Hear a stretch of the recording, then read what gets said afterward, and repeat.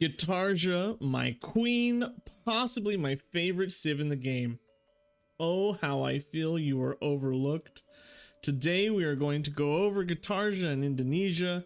I'll go over her leader ability, the civ ability, and my strategy for playing as her. Finally, I'll rank her as out of 10 for each victory type, as well as giving her a final overall score. Remember, if you like this, like my video.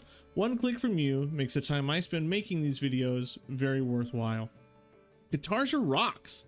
I think a lot of people overlook Indonesia as a civ, but Faith is the most flexible yield. You can use it on so many things. Culture is the strongest yield in the game for winning, but Faith is the most flexible resource to buy your way and spend on things that speed you into your victory. It's far better than gold, and Gitarja gets a lot of Faith. Her ability, Exalted Goddess of the Three Worlds, gives your cities +2 Faith flatline if you build it next to a coast or a lake. And a lot of people say that this is limited, but you can have way more coastal cities or lake-bound cities than you can think, especially if, like me, you play on fractal maps. Also, loving harbor yields doesn't hurt, so I might be a bit biased here. I am easily able to get more than half of my cities in most games to be coastal, and this is so much Faith for free. If you're able to purchase naval units with that Faith, which she is, it gives you a leg up on exploration or domination. And finally, your religious units don't use any movement to embark, which means you can spread your Faith further than other civs faster, as long as you're on non-Pangea maps.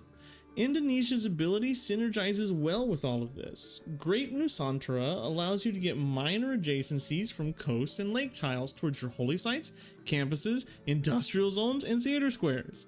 You get extra amenities from entertainment districts that are built near coasts as well, and this is great. You're usually super limited with districting on the coast, because it's always better to stack districts next to each other.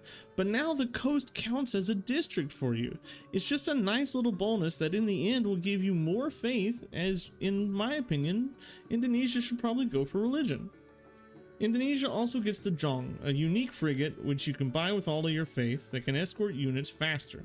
But most importantly, you get extra combat strength when you're escorting. So it's niche, but it's easy to obtain as a unit, and it's easier than other naval civs have when attaining their unit, because you can just buy it with all your Faith. But the shining star, the grand achievement, the greatest part of Indonesia's game is the Kampung, my favorite unique tile improvement in the game. It's the best and I love it so much. You get +1 production and +1 food for each adjacent fishing boat. And finally, you get tourism and housing as you advance through the game. I love yields, and this gives you amazing yields. You get tourism from it as well. And unlike France's stupid chateau, you can stack these things, meaning you get way more than you think you can. They can be placed adjacent to each other. And sea resources are everywhere, so you get fishing boats all the time. Imagine how good the chateau would be if it could stack. Or the Paradisa, imagine how good they would be if they could stack. I love this tile improvement, best tile improvement in the game. So Indonesia's super flexible. Faith allows for that. Just make sure you're gobbling up the good coastal sites. With your coastal spawn bias, it's going to be pretty easy. Getting culture from the start of the game will often, getting Faith from the start of the game will often mean that you get the first Pantheon. So enjoy having that free settler you get from religious settlements faster than anyone but maybe Mali. Enjoy all the free era score you get when you Faith purchase your early galley and explore with it. Enjoy expanding to coastal areas and placing your kampungs. Stacked with harbor yields, you can get up to 7 tourism, 6 food, 2 production, and 2 housing per kampung. And a city can easily get 3 to 4 kampungs.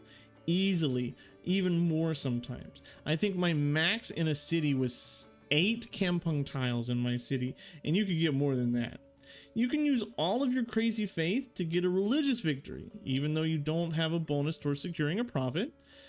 Or you can use it to buy military units with the Grandmaster's Chapel and go on a domination spree. Did you get Jesuit education? Okay, enjoy Faith buying all your campus buildings. Every victory is conceivable for Indonesia. Maybe not Diplo, but you get my meaning. There's no niche strategy needed here. Just settle the coast and profit. Do try to make sure you get as many monumentality golden ages as possible, because besides Peter, you might have the best monumentality rush in the game.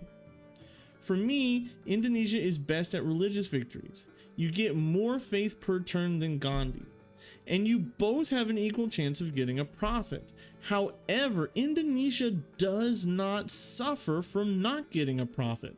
If you got a profit, you have a religious game. If you didn't get a profit, you have a domination game. Your missionaries are faster, you have more faith to spend on them, and it's just good. I'll give you a 7 out of 10 because she doesn't get profit bonuses. But if she did have a profit bonus, 10 out of 10 easily. Domination is next. You didn't get a profit, no religion? Well then buy naval units, bombard cities, purchase military units in those cities, march to the inland cities and go to war. 8 out of 10. And yes, I know this is higher than the religious victory, but I feel the flavor for Indonesia feels better if you're not playing a warmonger. Their music is just so peaceful. Culture is also always doable with faith generation. You can buy your great people faster, you can buy your settlers faster, you can get so much territory, but coastal territory is often not good for culture games due to national parks not counting water tiles. So 6 out of 10. Science is reasonable because you can get good campuses if you have reefs thanks to your adjacency bonus on the coast. You also get large production bonuses due to kampungs, and you have lots of population again due to kampungs, so 6 out of 10. Finally, you have diplomacy, my least favorite victory condition. You can do well, you'll get gold, you'll get production, you can do this, but you're not better at this than you are your other victory types, so just avoid it. Gitarja is so undervalued. She plays a unique coastal game that gives you faith, the most flexible resource in the game. Add in the Void Singers and you can see how much science and culture you can get from just settling coastally. She's A+. Is this unbiased? No. Is she S tier like some of the others? No, but in my heart she is. She is strong and fun, and the color scheme rules, and the music is so good, and the faith games are just so fun, so you should try her. She's great. Thank you for watching. As always, this has been STG Sheep, and I'll see you in the next one. Goodbye.